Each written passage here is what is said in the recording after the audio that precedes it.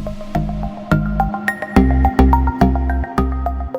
guys, I'm Ashish and you're watching Sessions for Success. दोस्तों, हम सब लाइफ में सक्सेसफुल होना चाहते हैं और सक्सेसफुल होने का बहुत सिंपल सा फंडा है कि आप हर टाइम वो काम करो जो आपके लिए सबसे ज़्यादा जरूरी है। अगर सक्सेसफुल होना इतना इजी है तो हम सक्सेसफुल क्यों नहीं हो पाते? क्यों बहुत सारे लोग लाइफ में अनसक्सेसफुल ही रह जाते हैं? उसका एक बहुत सिंपल सा रीज़न है, वो है डिस्ट्रैक्शन। दोस्तों, हम डिस्ट्रैक्शन से घिरे हुए हैं। हर चीज़ मोबाइल फ़ोन से लेके ईमेल्स तक हमें डिस्ट्रैक्ट करती रहती है। अकॉर्डिंग टू अ स्टडी, हमारा ब्रेन हमें 1 सेकंड में 4 बार डिस्ट्रैक्ट होने के सिग्नल्स भेजता है और हमारा ब्रेन हमें 12 मिनट में 1 बार किसी भी काम से डिस्ट्रैक्ट कर ही देता है।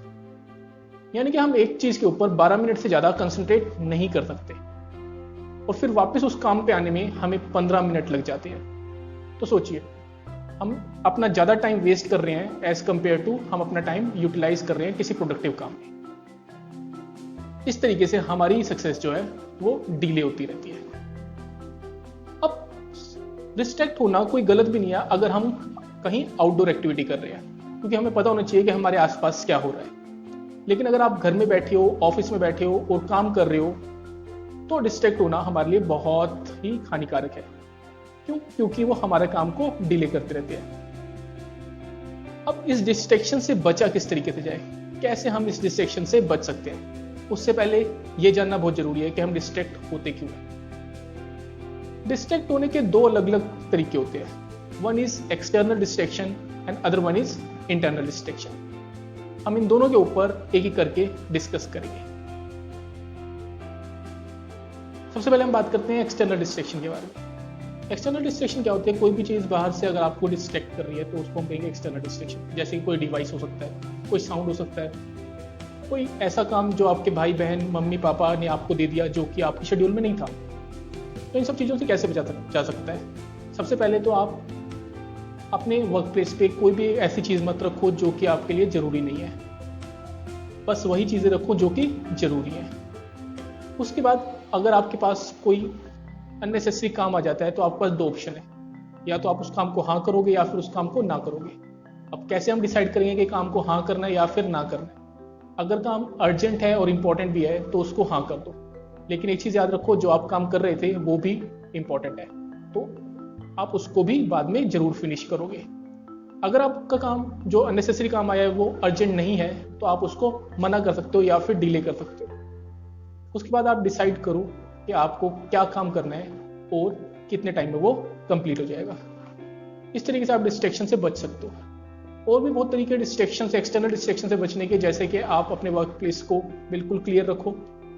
उसके अलावा आप म्यूजिक सुनते रहो ताकि आपको एक्सटर्नल साउंड डिस्टर्ब ना करें।